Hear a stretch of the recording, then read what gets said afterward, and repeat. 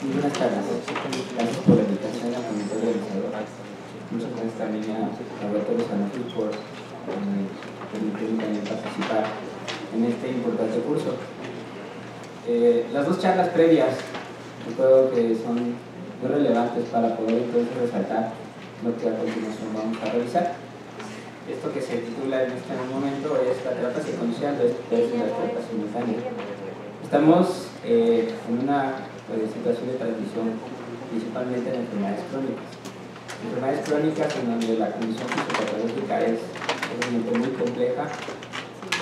La terapia secuencial va siendo cada vez ya un antecedente histórico y nos refuerza ser más intensivos, como bien lo comentaba hace unos instantes los otros dos ponentes, de ser intensivos desde un inicio, de una forma temprana y oportuna, en base a estas condiciones. Y vamos a describir algunos de estos aspectos de la recurso.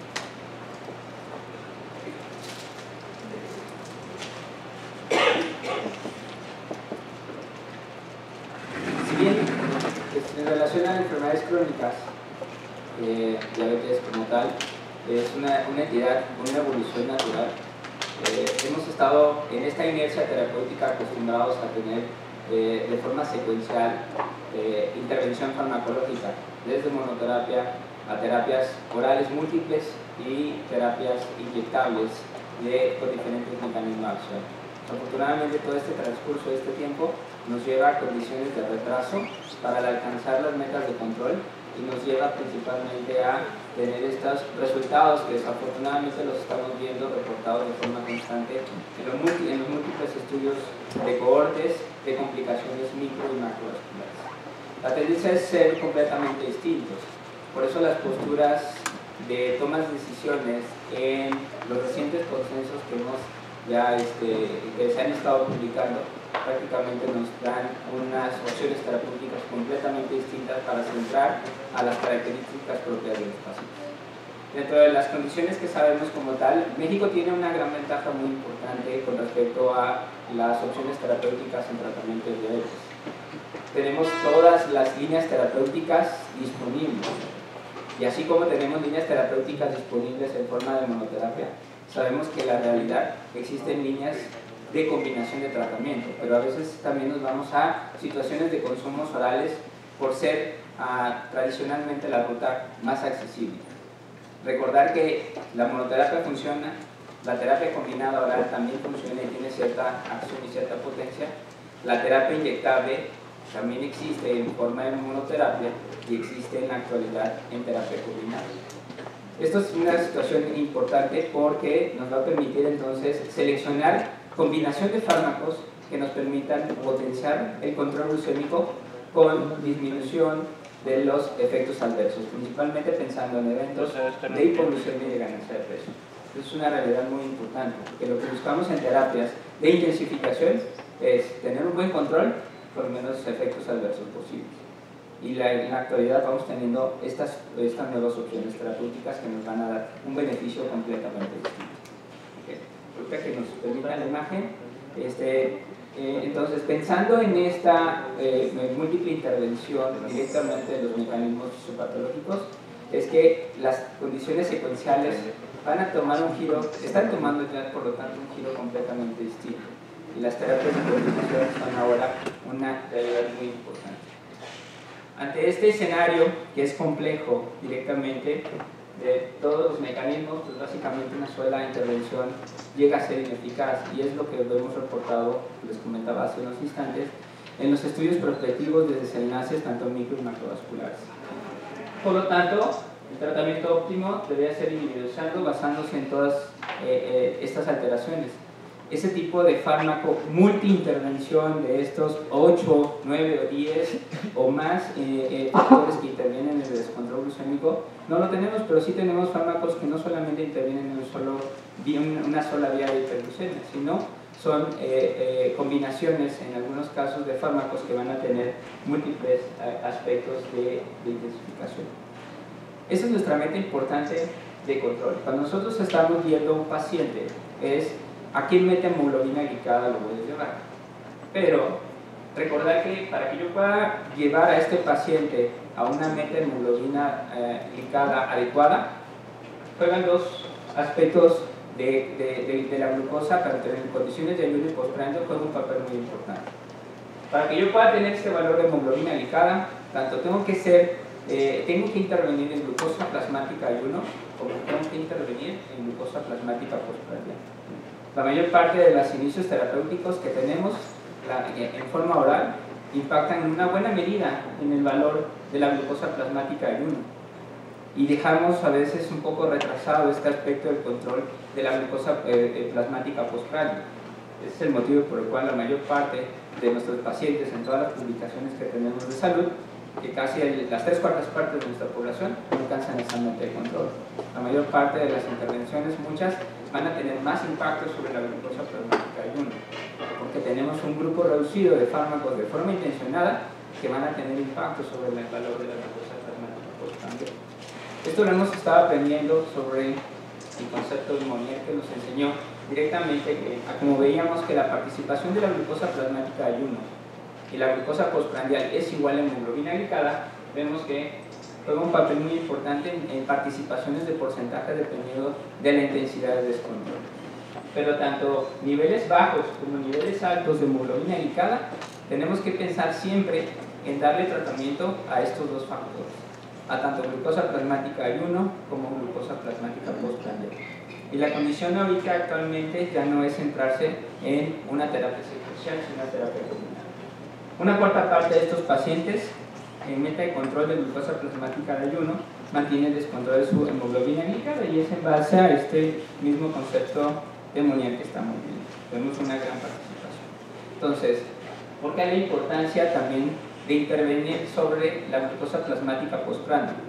Porque prácticamente tenemos diferentes estudios publicados, ¿sí?, en donde la no intervención también del factor de glucosa plasmática postprandial interviene sobre desenlaces de condiciones de mortalidad cardiovascular.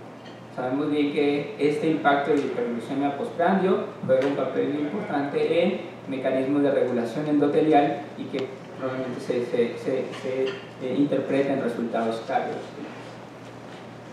Esa es la realidad que tenemos, y esto es lo que afortunadamente se trata ya de evitar en la actualidad con respecto a la terapia secuencial. Esa es la inercia que teníamos de forma tradicional de la prescripción en diabetes, y yo creo que la mayor parte de las enfermedades crónicas que nosotros estamos tratando es empezar de uno, falla, agregamos otro, falla, podemos agregar otra opción terapéutica oral, falla, y ya después empezamos a tener terapias insulínicas. Mucho de esto ya no tiene que ser casi de forma secuencial. Podemos ya en la actualidad, en base a las nuevas recomendaciones, aventurarnos a intensificación de tratamiento en base a las características del paciente. ¿Cuáles van a ser? Principalmente la intensidad de la hiperglucemia es un factor muy importante. ¿Qué otras condiciones vamos a tomar en consideración? Otra vez, el peso. ¿Qué otras consideraciones? El tipo de fármacos que utilice en base a la intensificación tenga bajo impacto de eventos de hiperglucemia. Entonces son condiciones que deben de irse cambiando. La intensificación es necesaria, por lo tanto, para mantener un buen control y no esperarnos tanto tiempo para tener estos tipos de desenlaces. Les comentaba hace unos instantes también que las intervenciones directas en postprandio para poder mantener y poder alcanzar el meta de control glucémico en México las tenemos bastante reducidas. ¿Qué tenemos como fármacos para opciones de postprandio? 1. Insulinas para diálisis, ¿no? 2. También como intervención para postprandio son los análogos de la mielina. En México no contamos con esas posibilidades terapéuticas. Y 3. Los agonistas del receptor de GLP-1. Son de los grupos, de los mecanismos de acción en donde podemos tener más impacto sobre el control postprandial, a diferencia de los otros grupos terapéuticos. Y es por eso que resurge en la actualidad este tipo de combinación de tratamiento. Tanto tenemos ya los antecedentes de estudios de terapias secuenciales en las cuales ya tenemos a pacientes con esquemas terapéuticos y que inician insulina y se agregan algunos receptores de GLP-1, agonistas receptor de GLP-1, como en la actualidad vamos a ver de forma intencionada, que de eso se trata básicamente la charla, las condiciones de diferencias entre tener una terapia secuencial versus a tener una terapia combinada.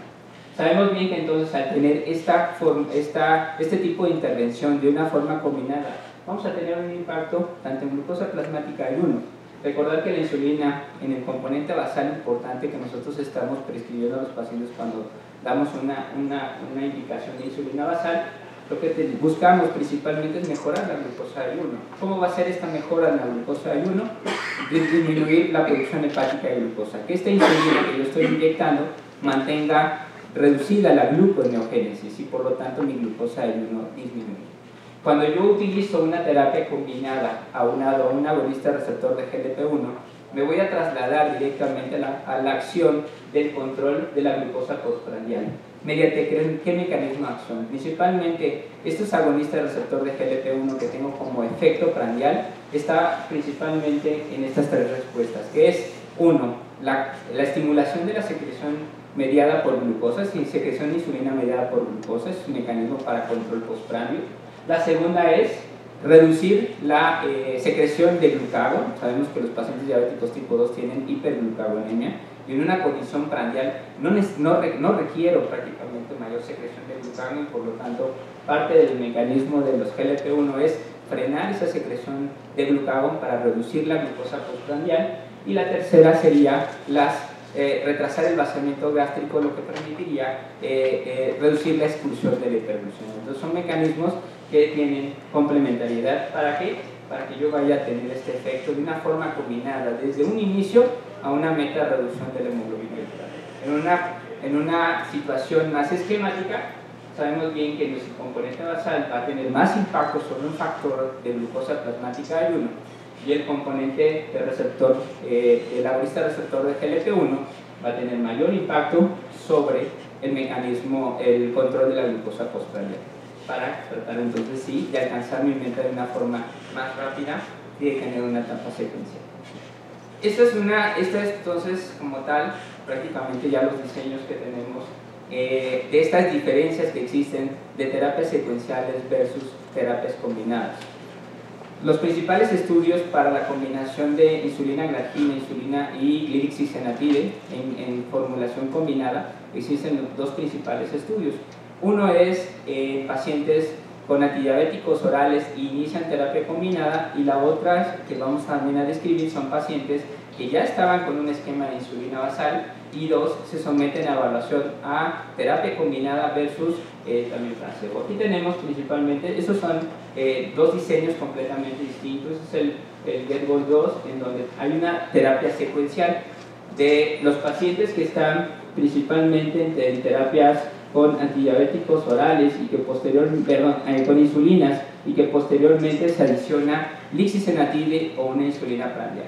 Esos son prácticamente parte de los estudios clínicos que nos permitieron demostrar también eficacia y seguridad del lixisenatide cuando lo tuvimos disponibles para poderse actualizar y tenerlo disponibles en el mercado. En la actualidad, este tipo de diseño trasladado directamente a pacientes que ya recibían insulina fueron sometidos a dos grupos. A uno, glargina, metformina más placebos, a una terapia combinada con glargina y lixisenatide en una sola aplicación. ¿Qué tenemos de resultados? Esto, le vuelvo a repetir, es una comparación no directa, es una comparación indirecta, y podemos ver que las diferencias en terapia secuencial versus a una terapia combinada para reducir los valores de la hemoglobina glicada fueron mucho mayores. Muchos más pacientes prácticamente alcanzan metas de menos del 7% en una terapia combinada versus a una terapia secuencial. ¿Qué sucede en las reducciones de la hemoglobina glicada? También para ambas terapias en forma de comparación indirecta. Para una terapia secuencial funciona, pero cuando tenemos una terapia combinada, realmente la potencia en esta comparación indirecta se aprecia en una mayor cantidad de reducción del valor de la hemoglobina glicada. Son las mismas terapias, pero el hecho de tener una terapia combinada favorece, bueno, en este caso se demuestra potencia y se demuestra inclusive también en los resultados del estudio mejor apego y mejor adherencia a las condiciones del tratamiento. Vemos aquí con respecto al cambio de la glucosa plasmática de ayuno, ¿sí?, en terapia secuencial versus a la terapia combinada, una mayor reducción de la glucosa plasmática de ayuno, El cambio de la glucosa plasmática postprandio en terapias secuenciales versus a la terapia combinada, también vemos un impacto muy importante en la reducción de la hemoglobina, de la glucosa plasmática postprandio. Eso es en los pacientes que ya previamente estaban insulinizados. Muchos de nuestros pacientes que podemos estar ahorita tratando pueden estar en este tipo de escenario. Lo tengo con un esquema basal, con un esquema oral sensibilizador y no lo estoy alcanzando. ¿Qué posibilidades tengo realmente para intensificar? Agregarle algo secuencial o poder tener el beneficio de una combinación que tenga, que en una sola aplicación pueda tener un resultado tanto de control de glucosa plasmática de uno como el control postprandial. Aquí tenemos otro estudio que es algo donde se sigue evaluando la terapia combinada versus la terapia secuencial en pacientes que previamente estaban con antidiabéticos orales. Este es el estudio sobre Iglan o en donde son pacientes que previamente estaban con una terapia oral y que de ahí se someten directamente a una terapia combinada, ya sea, aquí tenemos glagina elixir más metformina y que pues, solamente reciben insulina glagina más metformina. ¿Cuál es el resultado? Es un estudio bastante interesante.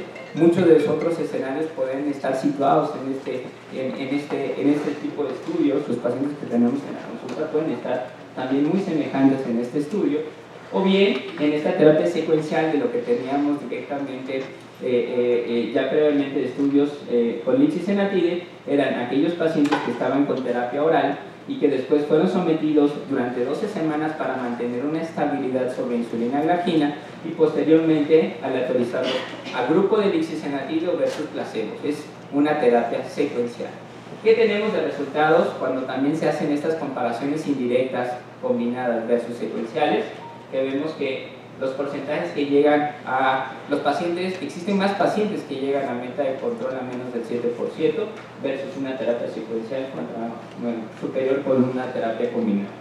Aquellos pacientes que tienen reducciones de la hemoglobina glicada, cuando hacemos básicamente también las comparaciones indirectas, terapia secuencial, una reducción del alrededor del 1%, a diferencia de 1.3% de reducción con significancia estadística. El impacto que hay sobre glucosa plasmática de ayuno y el impacto que existe sobre glucosa postprandial es muy evidente en estas condiciones de resultados de terapias secuenciales contra condiciones de terapia combinada fija y las diferencias que existen en las condiciones de peso, y eso es lo que prácticamente llama mucho más la atención. ¿Qué diferencia tenemos cuando tenemos implementación de una terapia secuencial con uso de insulina glagina? Nuestro paciente con tendencia a ganar peso, a diferencia de cuando intensificamos insulina, ¿qué vamos a esperar? Más ganancia de peso. ¿Qué tenemos en este tipo de terapias al momento de terapias combinadas, en donde también impactan en condiciones postprandio y en condiciones de pérdida de peso, que a pesar de intensificar el tratamiento insulínico, porque el paciente así lo requiere, las condiciones de ganancia de peso fueron también a la baja? Realmente no hubo ganancia de peso, sino hubo reducciones de peso. ¿Cuál es la eficacia de este tipo de combinación de glagina y lixisenatide? Vemos que los pacientes en menor periodo de tiempo, que es lo que en la actualidad estamos buscando también, el control óptimo en el menor tiempo posible, existe una diferencia importante para llegar a esta meta de control menor del 7%. Casi, vean aquí en este estudio, en donde aquí se evaluaron prácticamente a diferentes días, a 300 días, vemos que aquí a 85 días el 50% de los pacientes alcanzaba menos del 7%. ¿Qué diferencias hay aquí también en este Lixilan, que sabíamos que eran pacientes que ya estaban insulinizados y que inician terapia combinada? También un periodo mucho más corto de tiempo en las cuales podemos alcanzar esa meta de control de una forma óptima, a diferencia de aquellos pacientes que persistieron con insulina glagina únicamente, prácticamente no tocaron menos del 7% durante el avance del estudio. Aquí vemos cuál es la eficacia, por lo tanto vemos las diferencias que hay en proporción de los pacientes que alcanzaron menos del 7%, ¿sí?, a las primeras semanas. La proporción de pacientes que alcanzaron también valores menos de 130 miligramos por decilitro en valores de glucosa de ayuno, y las incidencias y complicaciones microvasculares de acuerdo también a las concentraciones de hemoglobina glicada, pues obviamente se demuestra que conforme tenemos una intervención mayor, estas complicaciones pueden bajar. Aquí a veces existe la dificultad en a quién iniciar una terapia combinada. Entonces, traigo con ustedes directamente un escenario clínico en las cuales es un paciente, mujer de 48 años de edad, con tabaquismo, con hipertensión, prácticamente con ingesta calórica algo elevada, con antecedentes genéticos, prácticamente de diabetes tipo 2, y vemos aquí diabetes tipo 2 de 4 años. No estoy hablando de un escenario de una exposición de diabetes de largo tiempo de diagnóstico, que lo hablamos de 5 o más. Es una paciente con diabetes tipo 2 de 4 años de diagnóstico y que básicamente se encuentra ya con una terapia que en la actualidad está pensado en esta condición de protección cardiovascular. Pero ¿qué sucede? Nuestro valor de hemoglobina glicada. ¿Cómo vemos el valor de nuestra hemoglobina glicada en nuestros pacientes? Pues son escenarios que son muy tradicionales que vemos tanto en la consulta externa, tanto institucional como en la práctica privada, en donde este tipo de escenario es muy frecuente y vemos que la participación de la glucosa plasmática de ayuno y postprandio es muy importante, está muy descontrolada y por lo tanto esta terapia secuencial definitivamente fallaría mucho al alcanzar esta meta de control. Aquí existiría una pregunta muy importante, y ahora, ¿qué le hago de intervención?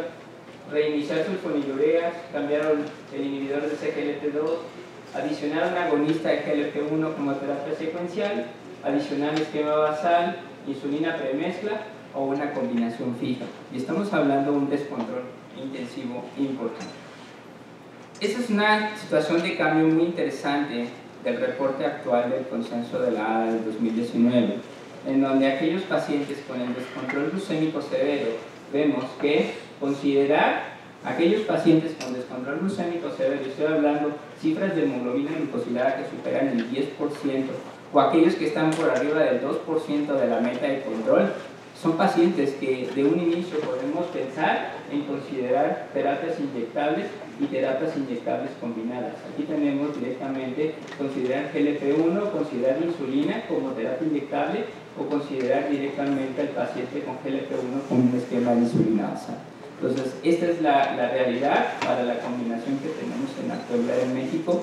Afortunadamente México cuenta con esa disposición de terapia combinada de insulina, glargina y liposenatide. Hasta este momento no tenemos ninguna otra formulación que tenga este tipo de combinación, por lo tanto está dentro de las guías terapéuticas de control. Vemos aquí nuestro paciente mantiene este tipo de esquema de forma inicial.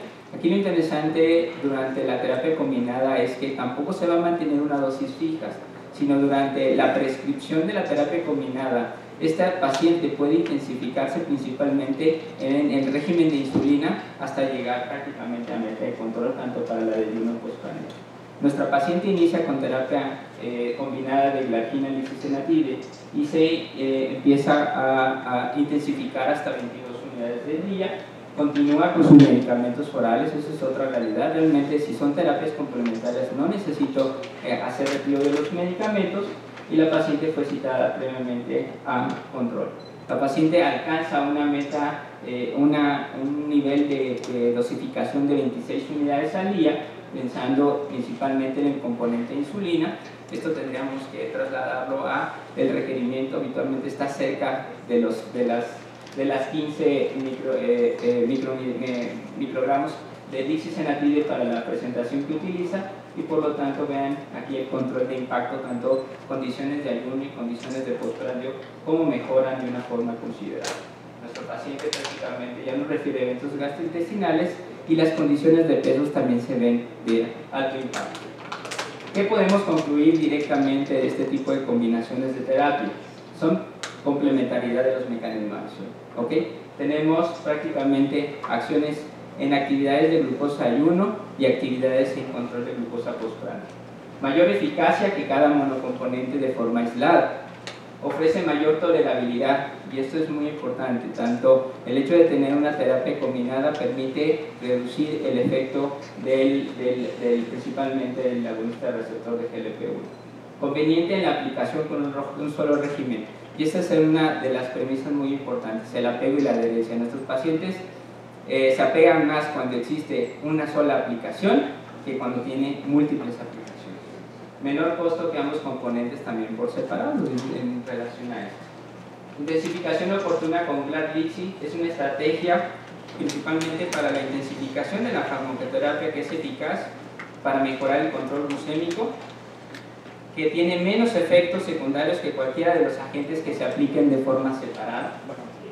Que esta combinación glargina con lisinopril se recomienda para el tratamiento de los pacientes tipo 2 en aquellos que ya han fallado a monoterapia, aquellos que ya han fallado inclusive a un esquema de insulina basal y que requieren intensificación, y que el régimen una vez al día y sus efectos de beneficio sobre el control glucémico y el peso corporal y ausencia prácticamente de la incidencia de los eventos de hipoglucemia es una realidad, el hecho de tener este tipo de terapia combinada. La insulina glargina y lisinopril es una opción emergente para el tratamiento de pacientes adultos tipo 2 para mejorar el control glucémico. Perfecto.